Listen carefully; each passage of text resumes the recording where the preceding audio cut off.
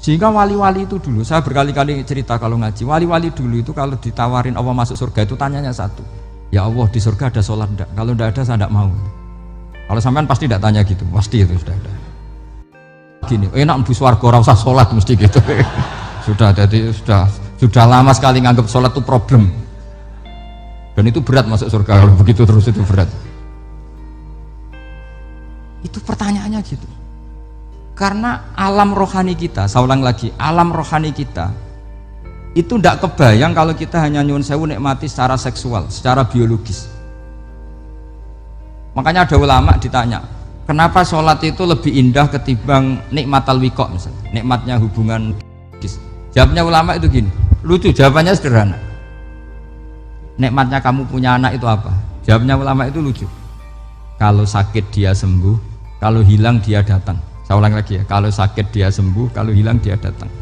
Sekarang orang tua yang punya anak sakit koma di UGD atau di emergency, itu senangnya tuh mengalahkan kesenangan apa saja. Kira-kira orang yang berhubungan intim atau yang hubungan biologis dengan orang yang sedang anaknya sembuh dari koma, senangnya senang mana? Senang yang melihat anaknya sembuh dari koma. Senikmat apapun hubungan biologis, seneng anaknya yang hilang ketemu. Nah, kalau anak ketemu saja orang seseneng itu, apalagi kita di surga ketemu zat yang lama kita sembah, yang lama kita rindukan, yang lama kita rindu, kemudian ketemu di surga, maka tidak ada artinya surga tanpa melihat Allah Subhanahu wa Ta'ala. Memang harus dijelaskan secara rohani. Akhirnya orang ngerti bahwa nikmat tertinggi di surga adalah melihat Allah Subhanahu wa Ta'ala. Karena kalau anak-anak muda mungkin protes, ya enggak, ya enak kumpul sama widadari gini-gini. Wah itu kan yang trauma bojone jelek gitu. Wah itu yang bojone jelek mesti kesusu masuk surga karena itu sudah jelek, cerewet, nggak mati-mati kan gitu. Terus dia ingin masuk surga mesti niate welek, mesti pikiran pertama itu kumpul widadari. Tapi ada ulama yang bikin analogi tadi, misalnya istri kamu cantik, kemudian anak kamu sakit, koma. Hubungan dengan istri sama dengar berita anak kamu sembuh, seneng mana? Seneng anak sembuh. Sama anak yang hilang, seneng mana? Anak yang hilang ketemu. Maka terus ulama bisa menjelaskan itu. Kalau orang ketemu anaknya seseneng itu, apalagi ini ketemu Tuhannya yang bertahun-tahun disembah, kemudian tidak pernah melihat. Di surga itu nanti kita melihat Allah Subhanahu. Makanya Allah begitu bangganya mempromosikan surga. Surga itu apa? Surga itu wujuhu yauma idzin nadhirah ila rabbiha nadhirah, yaitu wajah-wajah berseri-seri dan melihat Allah. Itu tanpa dijelaskan seperti ini Anda akan janggal, enaknya di mana? Tapi setelah dijelaskan detail gini oleh ulama, maka kita akan tahu an-ni'matul uzma sing enggak ada perbandingannya adalah nikmat masuk apa? Surga karena melihat Allah Subhanahu wa Ta'ala. Ya jadi saya berkali-kali pokoknya minta sekali, hadil umat harus umat yang rasional, terutama dalam mengemban tauhid. Karena tauhid ini yang disebut kalimah.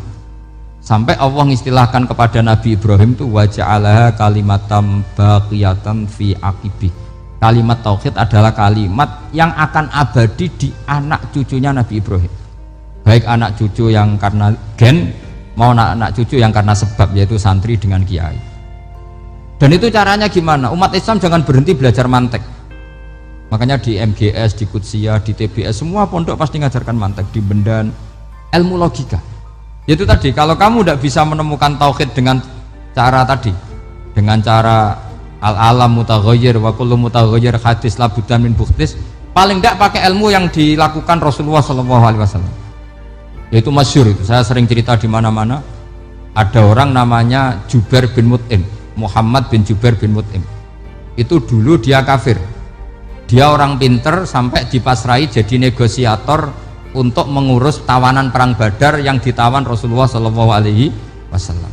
Ketika datang di Medina, delalah pas maghrib, Nabi baca wattur wa kitabim mastur.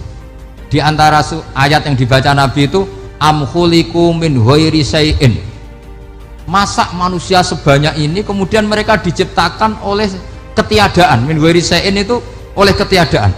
Masa alam raya yang wujud ini, alam raya yang punya eksistensi ini, kemudian penciptanya adalah ketiadaan.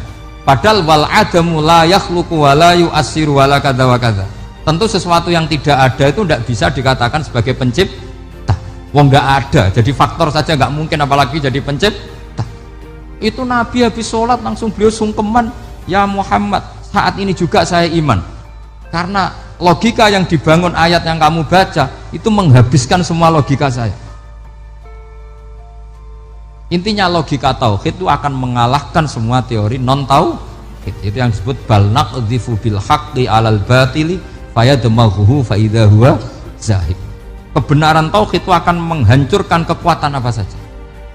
Fayadmaghuhu itu di tafsir Tobari disebut dorbatan tasujud dimah. Satu pukulan sing sampai menjadikan otak itu hancur. Makanya disebut damagho, dimah itu maknanya otak. Maka kamu jangan khawatir kalau Islam didiskusikan di Uni Soviet, didiskusikan di Kanada, didiskusikan di Korea, pasti kalimat tauhid akan mengalahkan kalimatul batil. Pasti ja'al haqqu wa zahaqal batil, innal batila kana zahuqa. Tapi syaratnya kita harus kuat. Makanya saya ini senang sekali yang namanya ngaji itu, saya senang. Karena saya tadi bercita-cita ingin jadi dosen setelah mati. Karena di dunia sudah tidak jadi apa? Dosen. Saya ingin seperti Imam Amudi. Pertama ketemu Allah, beliau disuruh ngajar malaikat tentang ilmu apa? Matematika yang mengarah ke tauhid. Jadi diajarkan. Kamu tahu angka 2, angka 3, angka 4, semuanya bersumber dari angka 1. Berarti semuanya berawal dari 1. Gak tahu setelah itu malaikatnya dites lagi apa enggak, enggak tahu. Pokoknya pas itu malaikat ya paham semua. Oke. Kayak apa hebatnya umat Rasulullah Shallallahu Alaihi Wasallam? Karena akalnya kuat. Sehingga kita harus kuat. Sehingga kalimat yang benar disebut kalimatu haqqin 'alaiha nahya wa 'alaiha. Nah, kalimat yang salah disebut kaburat kalimatan takhruju min afwahim. Kalimat menjadi kalimat karena diucapkan, tapi tidak menunjuk hakikat. Kayak ini misalnya, ini tutup, ini putih, terus saya katakan hitam, berarti saya mengatakan ini hitam sebagai kata-kata karena diucapkan, tapi tidak pernah menjadi hakikat karena hakikatnya ini putih. Itu hebatnya Quran. Makanya Quran kalau gojlek orang kafir itu, gojlek orang kafir itu sebut apa? Kaburas kalimatan takhruju min afwahim. Tapi untuk kalimat tauhid dikatakan apa? Yusabbitu walladzina amanu bil qaulif tsabit fil hayatid dunya wa fil akhirah. Sebagian disebutkan wa ja'alaha kalimatam baqiyah. Kenapa kalimat tauhid itu kalimat yang abadi? Karena Allah sebagai Tuhan di dunia juga sebagai Tuhan di akhirat, dan selalu Tuhan pada masa yang tidak terbatas. Itu disebut wa ja'alaha kalimatam baqiyah. Kemudian umatnya Nabi mengganti kalimat yang gampang. Allah punya sifat baqo, punya sifat akhir. Maksudnya akhir itu la akhirullah. Terus semuanya yang paham ya alhamdulillah, yang nggak paham dikon ngapal wujud kidam baqo mukhalafatul khawadisi qiyamuhu binafsi wahdaniyat kudrat irada. Wes paham. Lah kok sing rada alim terus roh bedane iki sifat ma'ani iki maknawiyah. Cara Mu'tazilah ngene, cara ahli sunnah ngene. Wah itu sudah kejlimetan bocah. Sementing pokoknya wujud hitam. Nah, kenapa yang pertama yang disebut wujud? Karena yang membedakan kita dengan paham ateisme itu ya sifat wujud. Yaitu mereka mengatakan alam raya ini dimulai dari ketiadaan. Wah itu akal mana saja itu nggak bisa nerima, masa ketiadaan menciptakan sesuatu yang ada. Maka kata Ibnu Hajar al-Asqalani ketika mentafsirkan mensarai hadis, salasun mangkunna fihi wajata halawatal iman. 3 hal ini kalau kamu paham maka menemukan manisnya iman. Manis itu enak. Terus kata Ibnu Hajar al-Asqalani, masih ingat betul dalam sarahnya Fathul Bari, wa yusamma inda ahlil aql, misalnya al-iltizat al-aqli. Agama ini mengajarkan kenyamanan cara berpikir. Coba kalau sampean seorang doktor atau seorang profesor atau seorang pinter, kemudian kamu dipaksa mengimani bahwa alam ini diciptakan oleh ketiadaan, itu bisa tidur gak? Oh tidak bisa tidur. Sampean misalnya orang pinter dididik di kampus atau dididik di pondok, alam ini yang wujud, yang menciptakan itu sesuatu yang tidak wujud, kamu bisa tidur gak kira-kira? Ini guru apa? Ini sarap ini.